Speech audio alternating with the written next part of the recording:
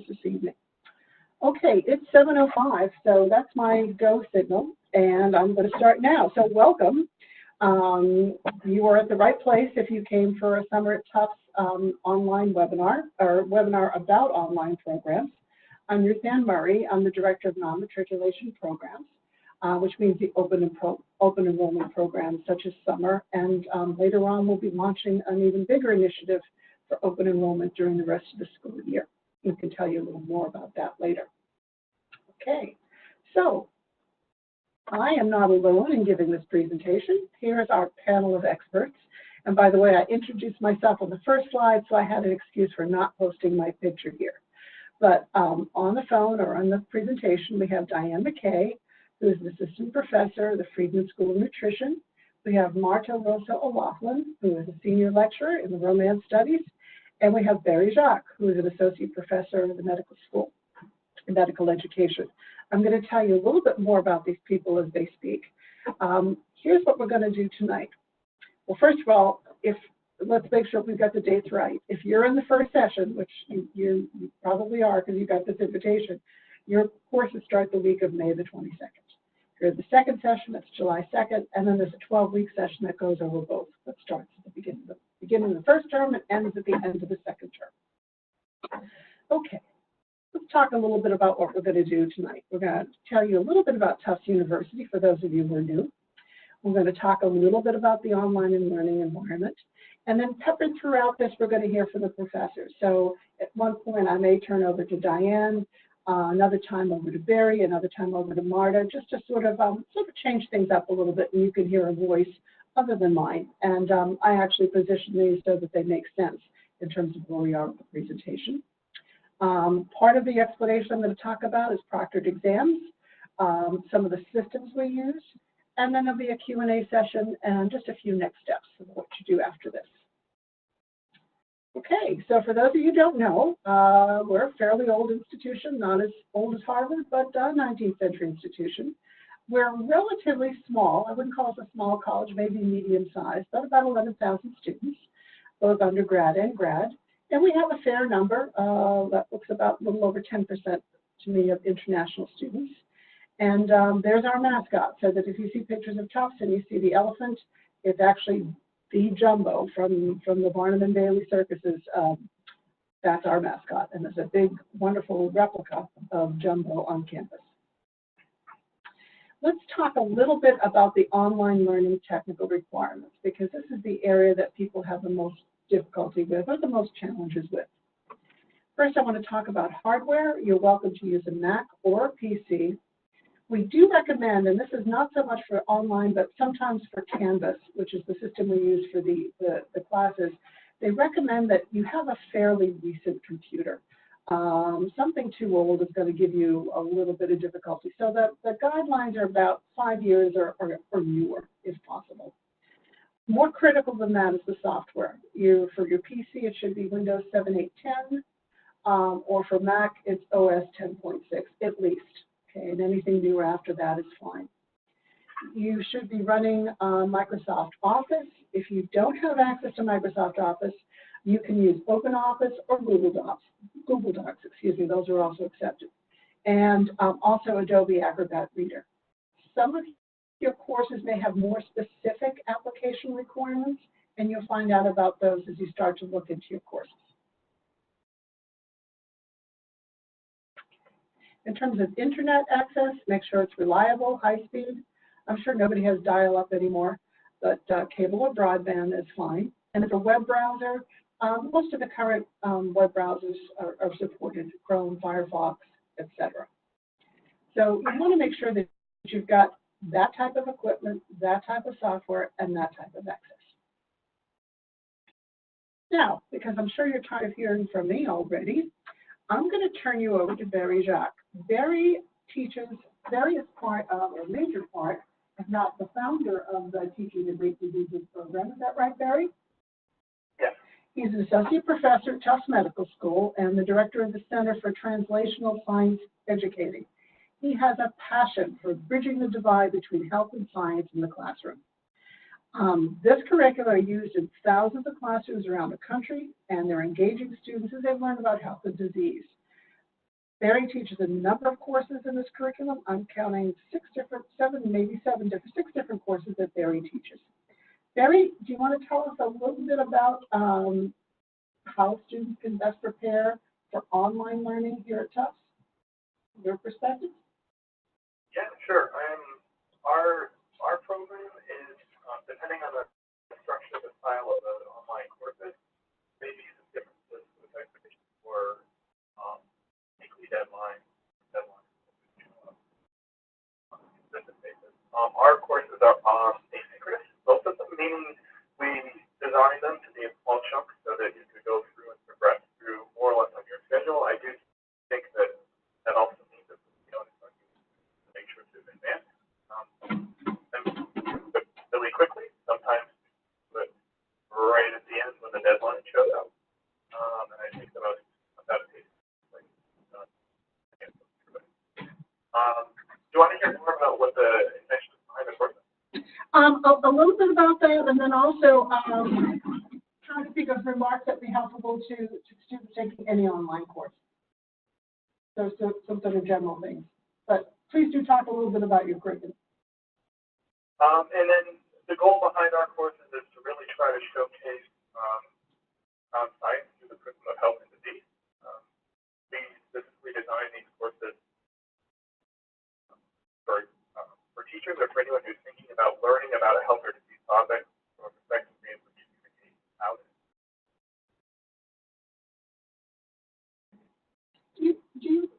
Could you talk about any sorts of best practices for online learners?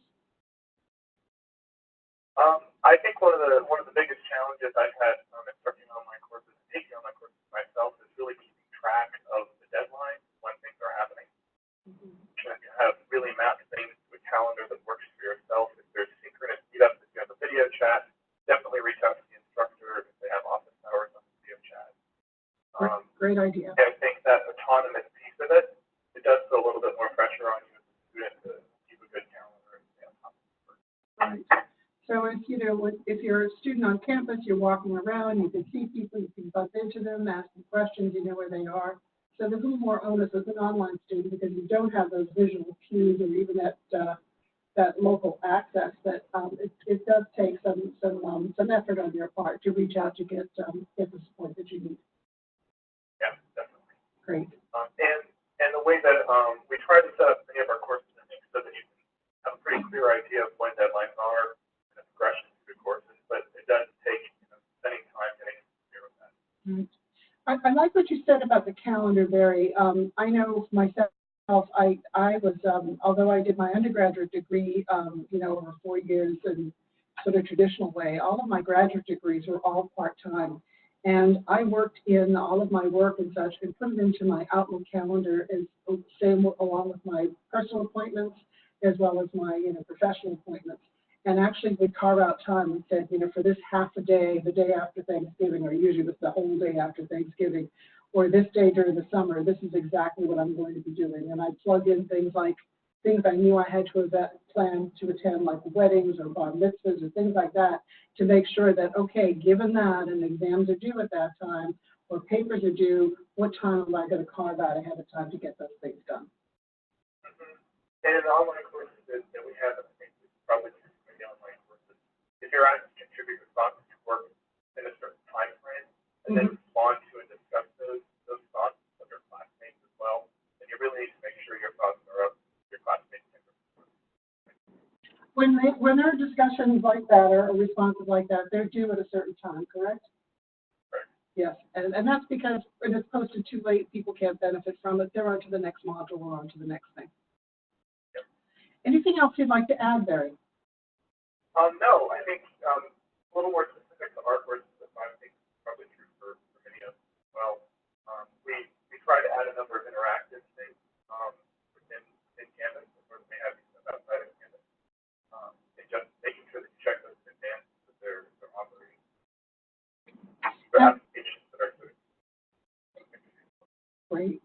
And for folks who want to know that the Teaching the Great Disease is actually a series of courses, and some of the titles are What is Cancer? What does it mean to be a normal cell? Is our genome changing? What can go wrong with cancer cells? How do we treat cancer? Very, very informative, but more importantly, it just helps you to work that curriculum into a classroom. But it's also good for folks who aren't necessarily teaching, but really just want to learn about this as well. Correct, Barry? Oh, absolutely. Great. Okay. Thank you so much, Barry. And we may hear from you later if people have some questions, so hang in there with us. Let's see. Let's go to exam proctoring. And I put Barry first because I then wanted to talk about proctored exams. And I know that both Diane and Marta use proctored exams unless something has changed. And so I'm going to tell you a little bit about up front, and they're going to tell you the real deal in terms of how that works in their classes. So a few online courses require proctored exams. And you will know if your course requires that when you log in and see it.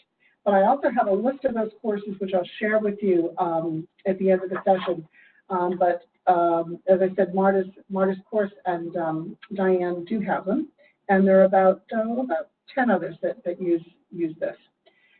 Here's how it works. If you live within 50 miles of campus, you are required to come to campus to take that exam.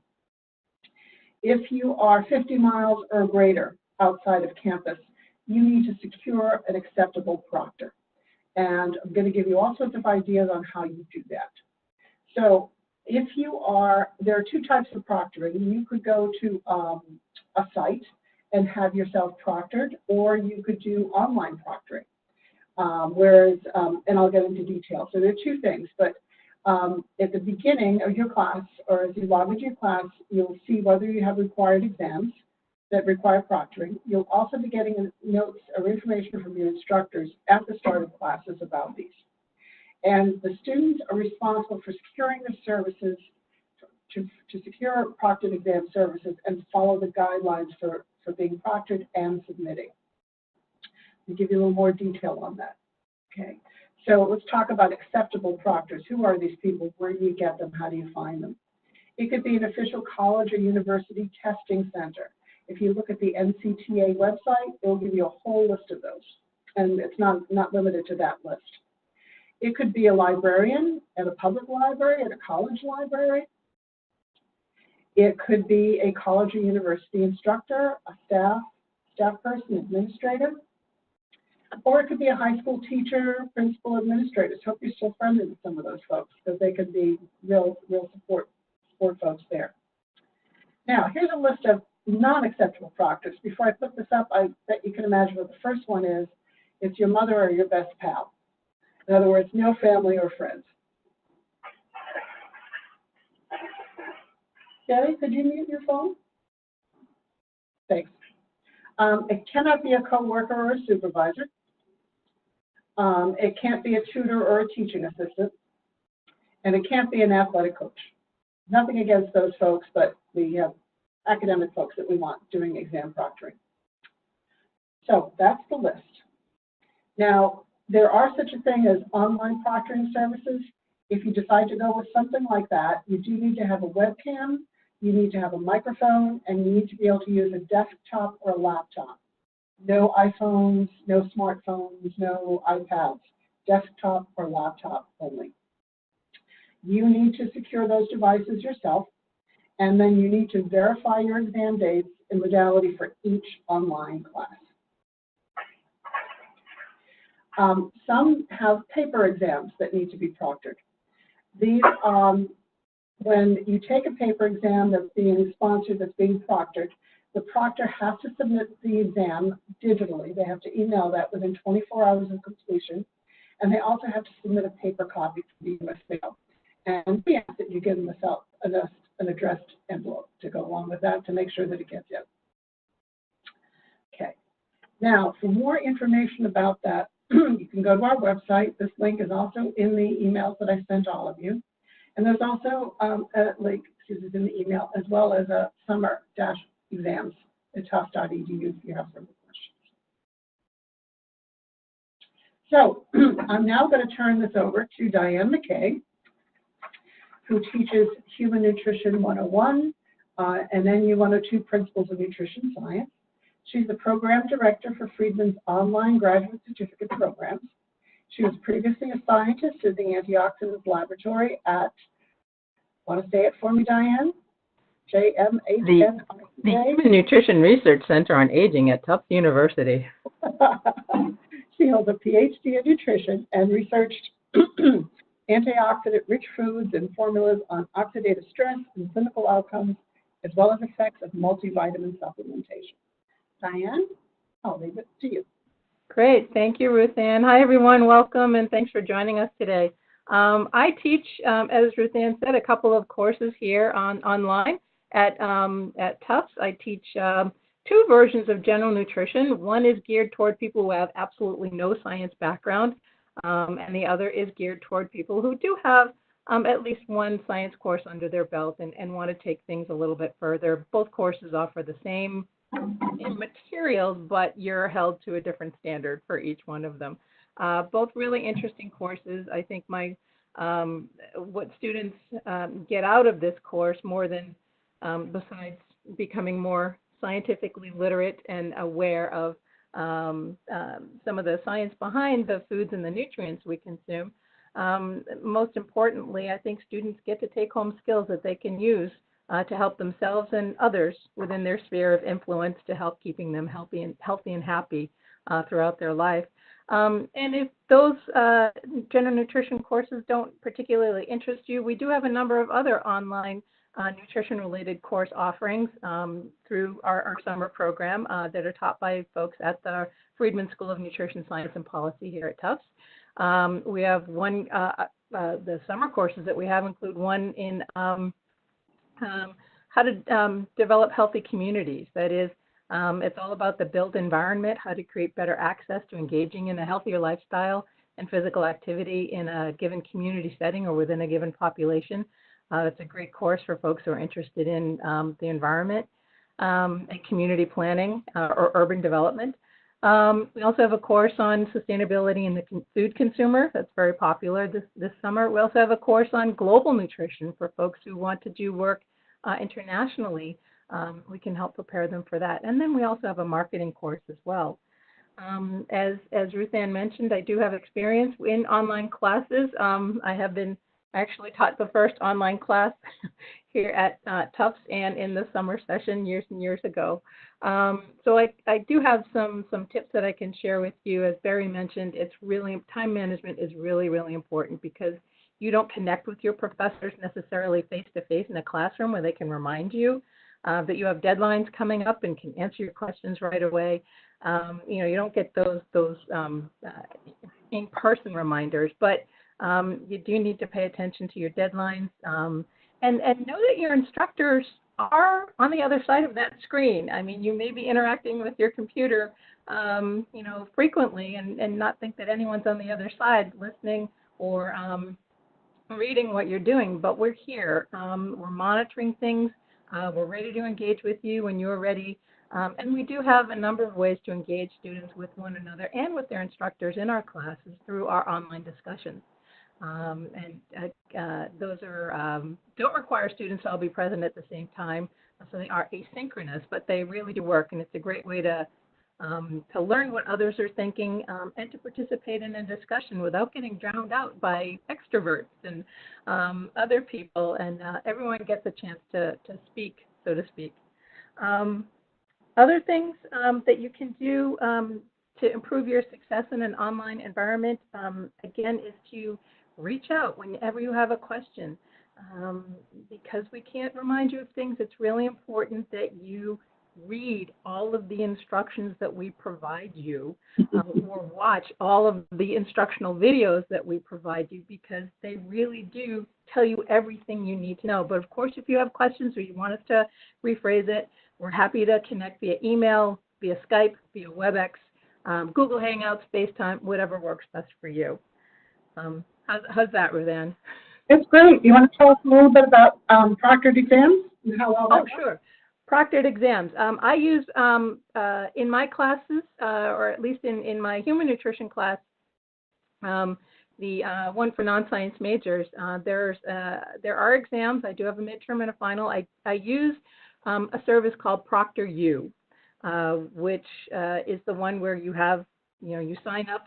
We have a link for you to sign up through them, and you tell them what date and time.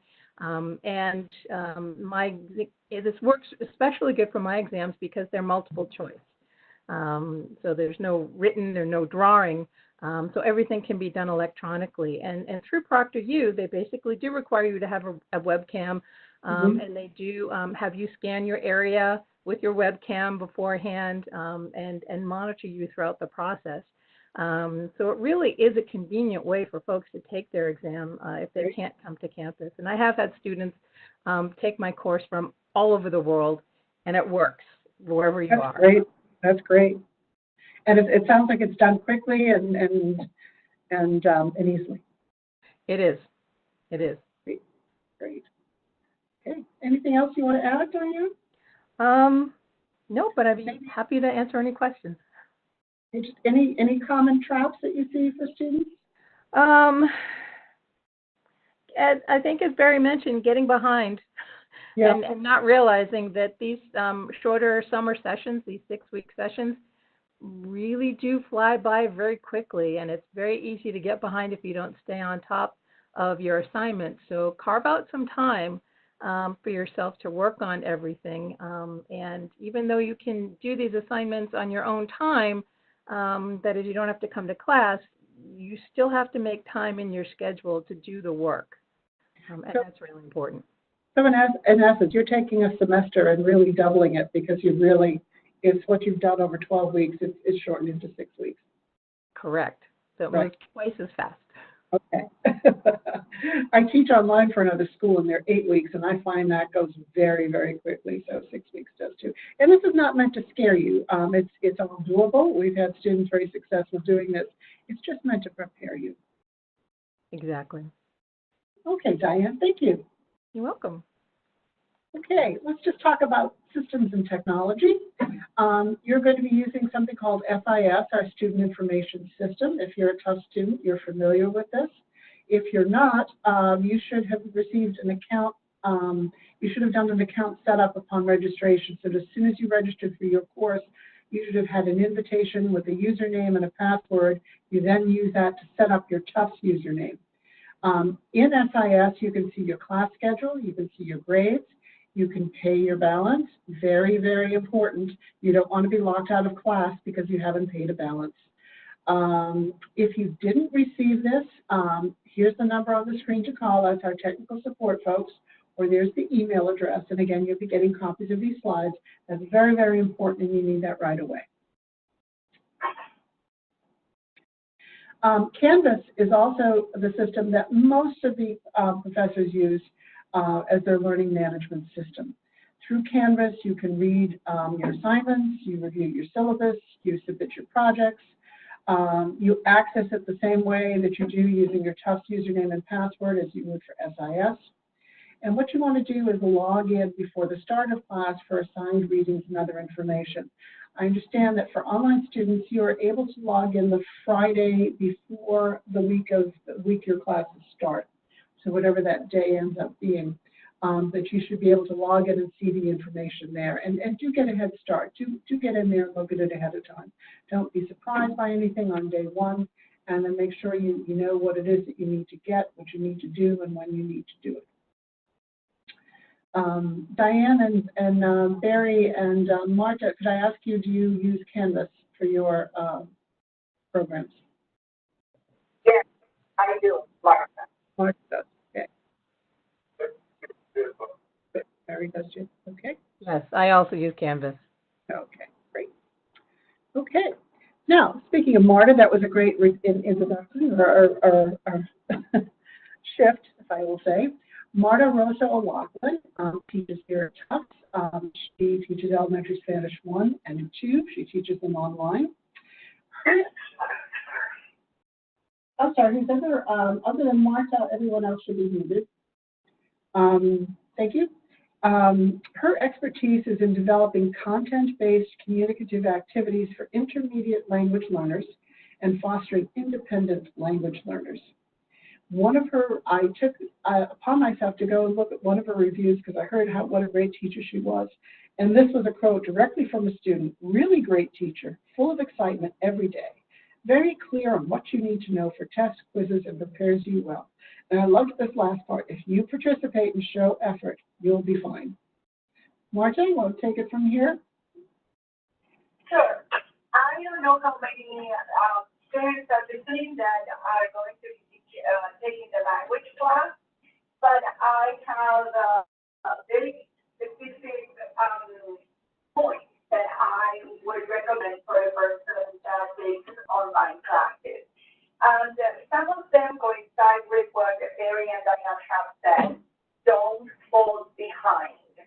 I have a syllabus that you can find on campus, and it's very, very detailed.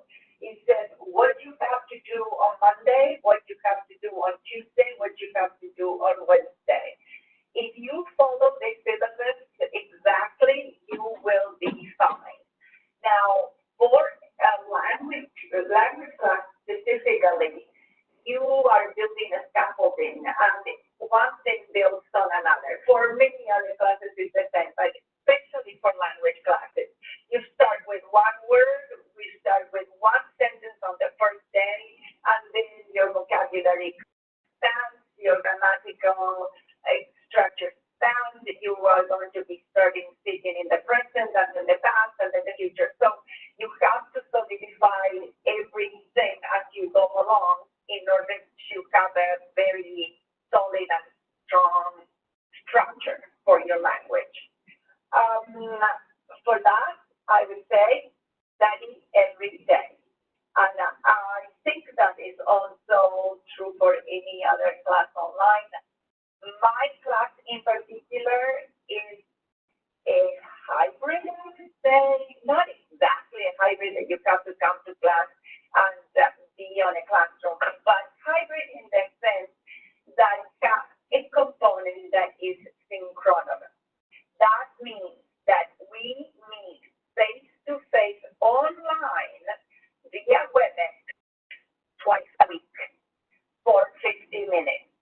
Why do I do that? It's because language is communication. And if you are not using the language, you're just reading, writing, and learning about the grammar, you are not communicating face-to-face. Face-to-face communication is very important in any language. So you meet twice a week in the evening. So if you have a job, you can work until 5 and then get on at 6. My groups are small. I do not accept more than 5 students per session, maybe 6. So everybody has more of a time to talk. When we meet, we just talk in Spanish. And you have very specific guides to prepare for those meetings online. The rest of the time, you're on your own. And for that, I would say you have to be very disciplined and motivated in putting in at least 3 hours a day for a language class. And it's that regimented because we, like the other panelists said, we compress like 13 weeks of the semester in 5.5 weeks. So you need to use the language that you have learned all the time as much as possible. That, they try to use your language with coworkers maybe that speak Spanish, or with friends that speak Spanish, or just talk to yourself in Spanish while you're taking a shower, or listen to the radio in Spanish, or watch TV in Spanish. The more exposure that you have to the language, the better it is. I do use an exam at the end that is an electronic exam, so we use the Proctoring. Great. And you will get more information about how to set up the Proctoring. It's nothing complicated, everybody can do it, and the final special exams, 3 of them, that are also online. How many hours a day did you say to prepare? To 3 practice? hours a day. 3 hours a day 3 hours. at least. Okay. Yes. Besides following the syllabus very closely, I would say that if you have a sympathetic peer that can talk in Spanish with you, that would be great. And if not, try it in a restaurant, in a Mexican restaurant, go to a supermarket where they sell Spanish products and greet the cashier in Spanish. Try to use it as much as possible. I do use Canvas, and on Canvas you have a discussion site, and in the discussion site there is a part where you can pose questions. The questions are grammatical questions or vocabulary questions, anything. So these are things that you may have trouble with, and other students too, and I monitor them very closely, and I answer them every day. You know, Martha, as a person who's trying to learn another language, and I can get by, you know, in French, certainly not super well, but I can get by. But one of the things I found is getting used to listening to yourself speak, getting comfortable with that. Very important because, and for that, what I recommend is studying in a loud voice, reading out loud. So, because when you do that, you are exercising the muscles in your mouth with the new sound. If you just read the grammar explanation, read a reading passage, you're just practicing reading skills. You're practicing, writing skills. Right. So you can do two things at once, and that makes perfect sense. Yeah. Right. Don't wait until you get online twice a week to pronounce the words for the first time. That won't work. And, you know, again, I know there may be none of you that are in Marta's class, but all of us at some time have tried to speak another language or learn another language, and if you're in college right now, it's probably a distribution requirement. So this just could be helpful for you at a future class, if not in Marta's. Anything else you want to add, Marta? No? Okay, that sounds good. Good. Okay, now it's time for you folks. This is what's on your mind, and I'm going to turn on the Q&A section that will allow you to ask a question and let us know what you'd like to know. Could we be able to see that? I don't see it. You don't see it. I can see it. Barry, or let me ask the students. Students, could you respond? It's on the bottom right-hand side of the screen. Okay, thank you, Owen. Okay. Can you hear Marta? Well, I'll read them to you. I'll read them, especially if it's got Marta at the front of it. Okay. So who's going to be the first brave soul? If we don't know the answer to it tonight, we will get that answer to you. It will come to you in a personal email. And let us know, too, if it's a question for any specific panelist. Okay? First brave soul gets an A. Yes. So we'll give folks a little time to think about that. I see a question from Owen. He says, are math courses required to be proctored in person or online? That is up to the math instructor. Let me see what I have here. There is there are two math courses that require proctored exams. One is Math 32, and it's a paper exam. And the other one is Math 21, which is a Canvas distance paper in person exam. The specifics are either one of those your classes, Owen?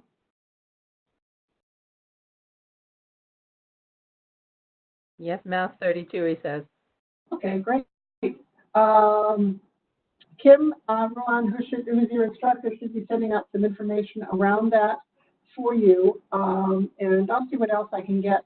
And while we're waiting for other questions, these are the courses that do have required proctored exams. Math 32, Comp 160, Archaeology 26, Nutrition 101, that's Diane's, Psychology 1, Math 21, French 1, Spanish 1, Psychology 25, Economics 5, and Comp 205. Owen, I'll see what information I can get for you, okay?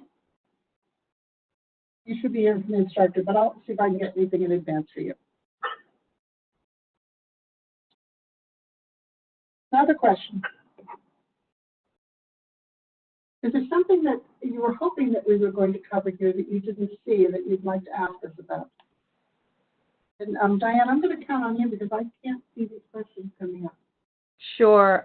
Jennifer has a question. She said some classes, in parentheses, Ancient Egypt, I believe, has some field trips. Are those who take online courses outside of the country penalized for not being able to attend those? Oh, I'm sure he has or she has who's teaching that course who is, I think that might be Professor Harrington. I'm sure you're not going to be penalized. I absolutely guarantee that he has you do something in your own locale or some sort of acceptable substitute. We'd never treat online students differently in that respect. They will never be at a disadvantage in that case. Owen has another question. If an athletic coach is also a teacher, are they allowed to proctor? Yes, if they meet the good side, yes, they may. You know what I'm saying? The acceptable proctors and the non-acceptable proctors. But if that is a high school teacher or a college instructor, yes.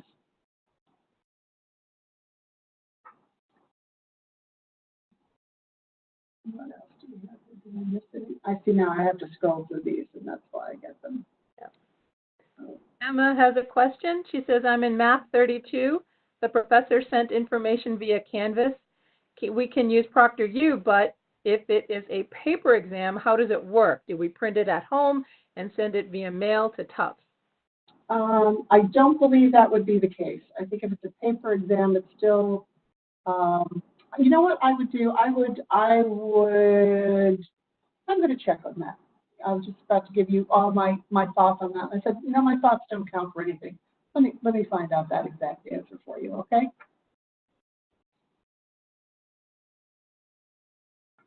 Other questions? I'm just sort of guessing if it's, no, there I go guessing again. Don't listen to me. I'll get the answer to you. Other questions?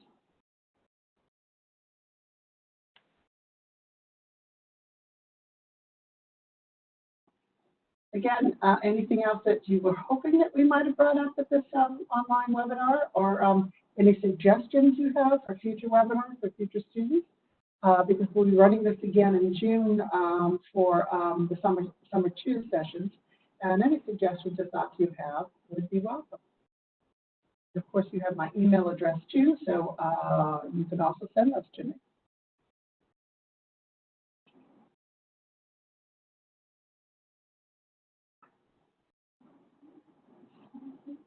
Owen's got a question. Will the online homeworks be the same as the online homeworks for in-person classes taken at Tufts? So you're saying if the class runs as an online class as well as an on-campus class, are the exams the same?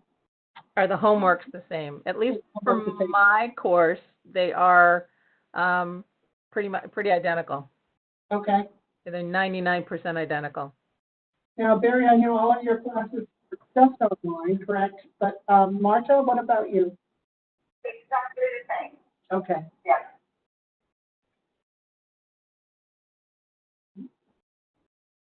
Oh, and you're our go-to guy.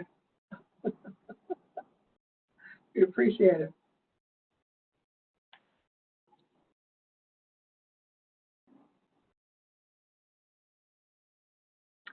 Well then, I'm going to do a last call for questions.